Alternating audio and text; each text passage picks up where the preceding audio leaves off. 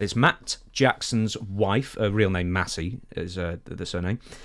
AEW's now former chief of marketing and merchandise, Dana Massie, is an interesting case because AEW attempted to re-sign Massie, but she declined. One of the factors that played into her decision was reportedly the way her husband and brother-in-law Nick Jackson had been vilified, quote, publicly after AEW's Brawl Out 2022. Boy, that fight backstage really is just the tentacles of consequence really stretch far out on that one. And they were not allowed to defend themselves as far as what happened. Now, while all the members of the Elite agreed to re-sign with AEW after a group vote, the lingering issues around how they and her were presented publicly still caused issues for Dana. It's also noted that Dana Massie, did not have any executive experience as a professional manager of this level at a pro wrestling company at all, which is fine early on when everyone was happy and looking to just get things going. However, with the WWE getting hot and other areas of AEW's business faltering, that attitude has changed. Maybe things have got too big for her as well, because she had, as I say, no prior experience in a managerial role, dealing with all the merchandise of a pretty darn big company. But yeah, interesting she refused to re-sign. Well, I think that tells us a lot that we're trying to fill in. There's still a lot of bad feelings amongst that core group of the brothers and Omega and Tony about what happened. But shouldn't everyone be happy now Punk's gone? I mean, I thought he was the problem. So Punk's been gone for a while, so yeah, he's been gone for a while. Not necessarily. I mean, a wrestling company backstage, it's its own universe. It really is. Everything evolves around that dressing room or around that little area that group lives in. And there's little bitty things that turn into big things. And what's her name? Dana? Dana. And Dana is pissed off because it looked like, I never did hear the brothers really give their version of it. It's because they all signed NDAs. Like Punk and Ace Steel, they're all under, all under non-disclosure agreements to never talk about it. So how are they supposed to defend themselves when they've been hamstrung legally? Well, and they're mad at Tony about that. Because even though they signed an NDA, still their personal reputation by them not speaking, people don't give a shit about an NDA. Well, why didn't you say it? Something happened to me and you say to me, well, why didn't you say something at the time? I said, because I signed an NDA. You don't give a shit. Because I should have. In the wrestling world, you need to speak up and defend yourself. And they were not allowed to defend themselves legally. But most people don't understand that. Dana, in her mind, and I'm sure in the brothers' minds, they didn't get a chance because they're trying to play by the rules, and they may have been trying to play by the rules then. It just got, I don't know, taken out of context. I don't know what happened. I don't really give a crap what happened. But the whole incident, it was blown out of proportion. And if you really think back on it, I think it was a master play by CM Punk. Because who benefited from this? Punk, and that's it. Who's in Madison Square Garden right now? About second from the top, third from the top, CM Punk. I think he wanted to get fired. I don't think he'd like. I think when he left WWE, he had plans of going back and mending fences, and it takes time to do that. So he went over and played Tony Khan. And Tony played along like a little lap dog. Yeah, oh yeah, great to have you. Oh, look what we got. We got CM Punk. But And he wanted to get fired. He wanted to get run off. And now since he made, and what did this do to, excuse me, CM Punk's reputation? It just grew. He's the misfit. He's the boat that don't fit in. So it was great for his character, great for his image. And so now when he hit WWE, hey, he's back to where he wanted to be.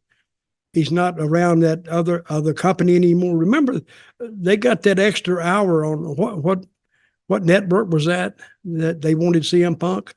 Oh, now we're going to talk about that later, so I won't spoil it for you, but it is Warner Brothers Discovery. It's the parent company of various channels, including TBS and TNT. But CM Punk did help him from a while, and I think he got over there and saw that it was being run by basically non-wrestling people who understand wrestling a little bit, but not enough to go 52 weeks a year and 12 pay-per-views and go on international tours. That's very easy to see. If you've worked for WWE and you step into the AEW world, the first thing you're going to do is compare what they do with how WWE does it. And it's worlds apart. But anyway, I don't blame Dana. I think she was tired of it. I don't know how much money she made. They probably don't need the money. And do they have kids? Her and who she married? Which one of the brothers she married to? She's married Matt, but I don't know if they've got kids or not or anything. But I think at least one of the Young Bucks. I don't know if this is just my suspicion or if it's been confirmed. That, as you say, Kenny Omega, the Young Bucks, and I think Adam Page, or maybe there's a fifth one I'm just forgetting. Yeah, I think it was Adam Page. All took a group vote to stay to AEW, but I think at least one of the Young Bucks, this is maybe just me guessing, would have rather have left. And maybe it was Matt, because now his wife's left, and maybe he's unhappy, but there's pure speculation on my part. And maybe it's just to make a point, and she's probably tired of dealing with it anyway. She may be tired of dealing with whoever she's dealing with. What does Tony Khan do all week? Sit around and think wrestling? Maybe. It'll drive you nuts. Well, it must have driven you nuts. I mean, I know you didn't do that in Puerto Rico, but with Impact, it must have driven you nuts to a point where you've just got to sit there and think all day to come up with stories for. But you're thinking about the same people. We were looking at this list one day, and there was Jeff. He was sitting there, and he was looking at this list, and Vince was looking at this list, and we were trying to come up with a pay-per-view 3 months down the road. Finally, I did this. I wadded the paper up and threw it, and they looked at me like, "What'd you throw it?" I said, "Guys, you can look at it all day long, but that's it. That's what we got to work with." And that's when I come up with the knockout division. Said, why don't we try something different? Why don't we try an all-girls division? They looked at me like I had two heads. I said, let's see, because we had Gail Kim, and we had some girls who really wanted to wrestle, but we were using them as valets. Excuse me. I think I'm getting sick again. I hope not. But I'll have a premonition and let you know. And we went. But that's how the knockout division was first broached. And so we started the knockouts, and damn, they turned into a success. Excuse me. We'll move it on, but the one thing I would say was if the Young Bucks wanted to get their version out into the public sphere, they could just call Dave Meltzer up, and then Dave would push their thingy. I'm not a Dave Meltzer hater by any means, but I really think that between the Young Bucks and Kenny Omega, they must have fed him an awful lot of slanted to their side stories from AEW over the last few years, especially when it comes to Punk. Dave Meltzer, it's a name that I haven't been hearing a lot lately. A lot of these other guys, you brought up Nick Hausman. his name came up. Another guy's name come up, like Sean Ross Sapp, Mike Johnson. Yeah, those types. Yeah, their names are coming up more now than Dave Meltzer.